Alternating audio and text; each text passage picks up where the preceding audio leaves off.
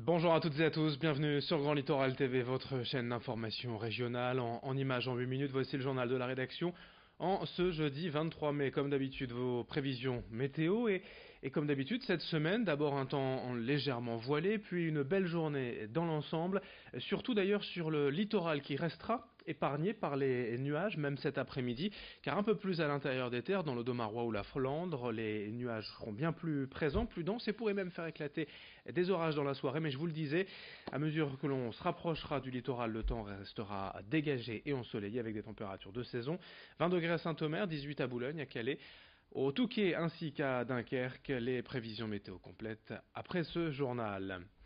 Dans cette édition, tout d'abord, des images de l'actualité à Boulogne. La police nationale était hier en visite à l'hôpital pour présenter son unité canine légère, une brigade cynophile dissuasive, avec 2 chiens, l'un pour détecter les stupéfiants ou les explosifs, l'autre destiné aux patrouilles et aux attaques.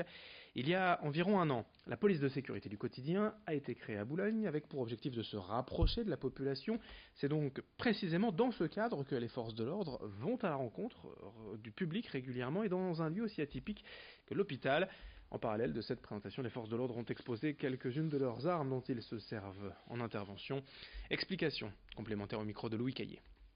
Alors agressif, mais une arme c'est aussi une arme de défense. Un chien, avant d'être employé en tant qu'arme, il est surtout là en tant qu'arme de dissuasion.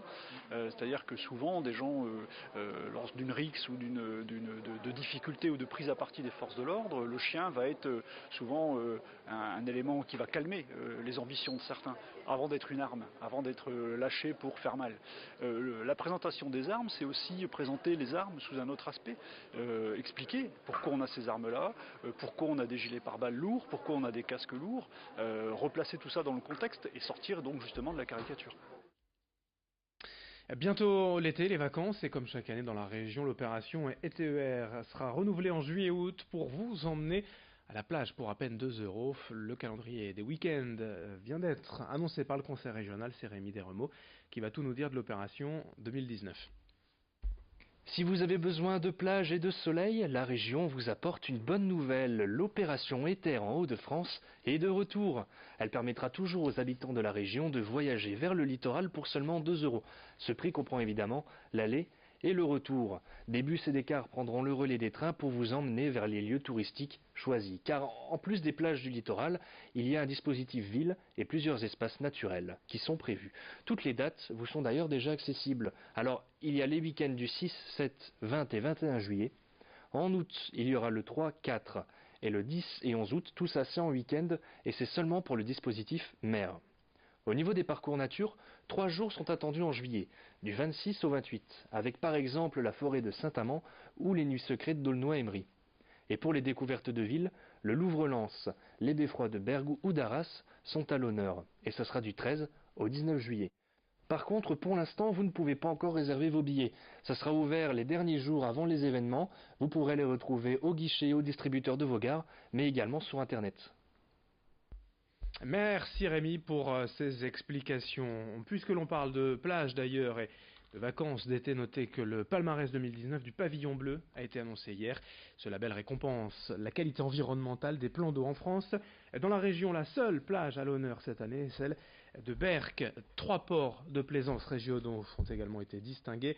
Étaples, la base des prés du M à Armentières et le parc de loisirs de la Porte du Hainaut à Rheims. Dans ce journal également, on va parler d'une belle histoire d'un site historique du bassin minier, longtemps resté à l'abandon, un coron d'ailleurs utilisé par Danny Boone dans son film Bienvenue chez les Ch'tis, mais aujourd'hui remise à neuf, la cité des électriciens à Bruay-la-Buissière, un reportage signé Xavier Silly.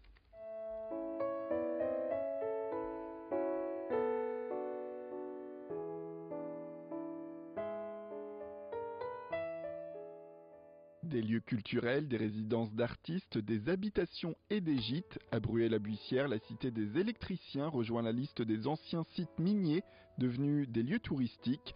Ce quartier, né en 1856, classé au patrimoine mondial de l'UNESCO, veut valoriser le passé tout en se tournant vers l'avenir. c'est effectivement une renaissance. On est aujourd'hui dans un site qui a su allier, se tourner vers l'avenir tout en regardant le passé. Je crois que l'architecture en est le témoin avec le bâtiment qui est juste près de nous, là, qui est lui extrêmement contemporain et qui vient répondre à ces bâtiments anciens qui ont été parfaitement préservés.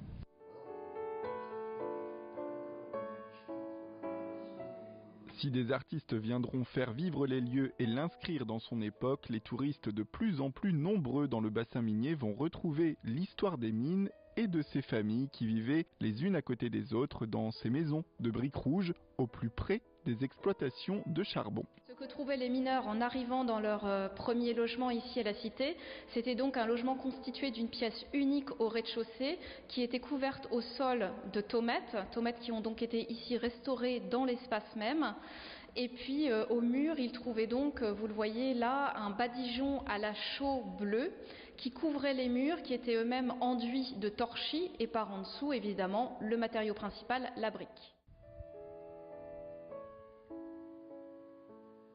Faire vivre la cité des électriciens, c'est aussi installer des gîtes et 10 logements sociaux pour renouer avec le passé de ce quartier.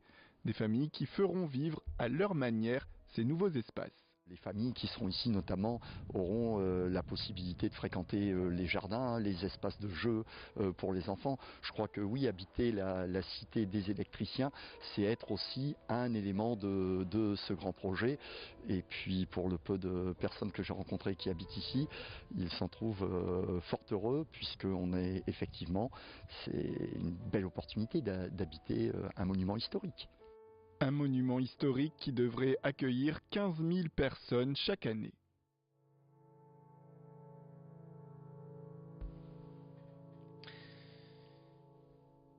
Voilà pour cette nouvelle édition locale. Dans un instant, d'autres images, d'autres infos à suivre sur Grand Littoral TV. Vos prévisions météo dans une poignée de secondes.